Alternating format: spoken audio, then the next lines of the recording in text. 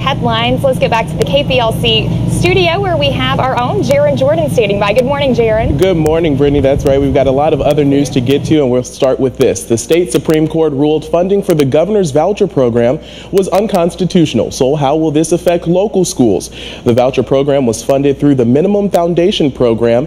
The money was intended for the public school system, but was used to fund tuition for students to go to private schools. Now the public school system hopes for reimbursement. Calcasieu Parish wants nearly $88,000. Principal Jennifer Bellon from St. Theodore Holy Family School believes the state will find a way to keep the program running. So they'll just figure out another way to do what they need to do so these kids, and I think it's going to, I know it's going to still be here this year. I mean, these kids will come.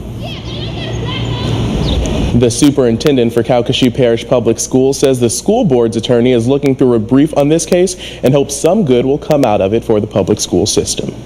Debate on a polarizing budget plan has been delayed. Behind-the-scenes negotiations have been pushed the debate to tomorrow. The plan includes $329 million in cuts to tax break programs, which Governor Bobby Jindal staunchly opposes. He says it calls for increased taxes on businesses.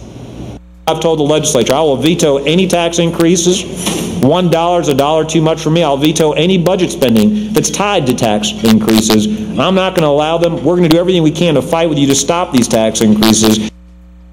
The governor spoke at the Louisiana Chemical Association's annual legislative conference in Baton Rouge.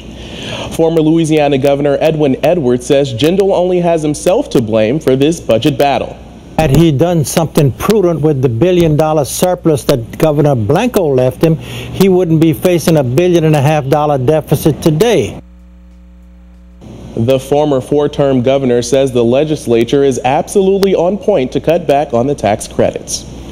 Point is, I think the legislature is very wise in looking at all those exemptions, which cost the state billions of dollars every year, and try to negotiate on trimming them, eliminating some that are outdated, and reducing some 15% as they're proposing, which wouldn't hurt anybody. Edwards adds it's high time the legislature starts the business of running the state because he says Jindal isn't. Well, 2012 was a record-setting year for Louisiana tourism, and a new attraction in Jeff Davis Parish could bring more visitors to Southwest Louisiana.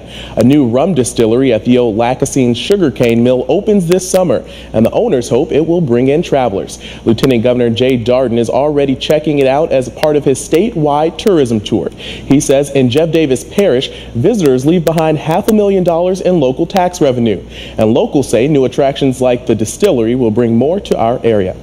New businesses are always exciting, and especially one as unique as this. We feel like we can make a world-class rum that Louisianans will be proud of.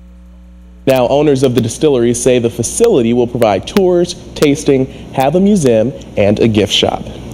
A judge rules cheerleaders at a Texas high school can display banners covered with Bible verses at football games.